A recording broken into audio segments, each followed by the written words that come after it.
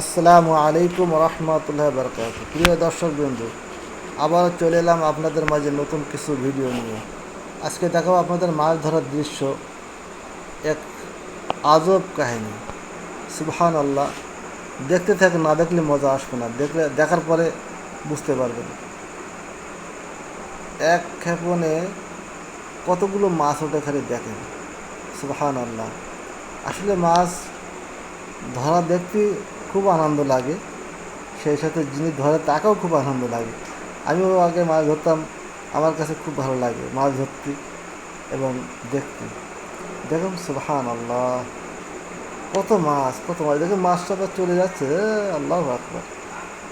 মাছ জাল ফেলে রেখে উনি আবার চলে গেছে মাছ ধরার জন্য। দেখেন এই পাশে, দেখেন এই দেখেন চলে গেছে।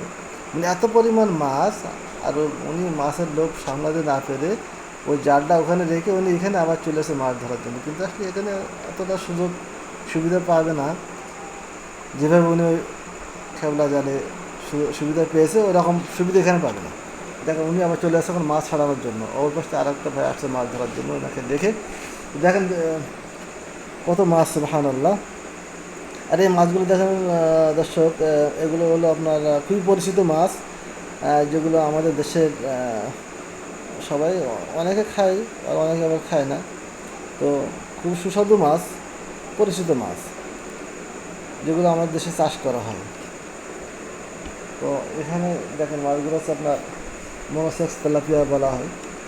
তো মাছগুলোর সাইজ মাশাআল্লাহ অনেক বড়, প্রাকৃতিক আল্লাহ পাক রব্বুল আলামিন দিয়েছেন। সুবহানাল্লাহ। তো মাছ হলো এটা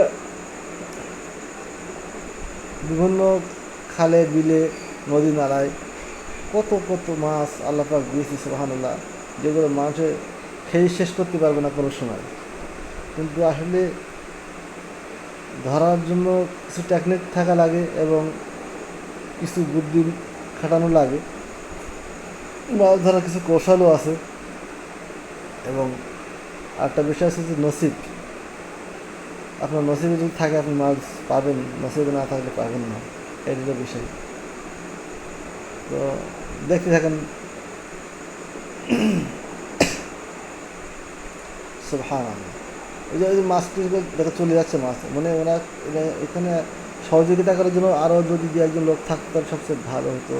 কিন্তু দুঃখের বিষয়, ওনার পাশে হয়তো লোক আছে কিন্তু সহযোগিতা করতেছে না, উনি একলা একলা সব কিছু করতেছে, যার কারণে মাছগুলো কিছু কিছু মাছ চলে যাচ্ছে।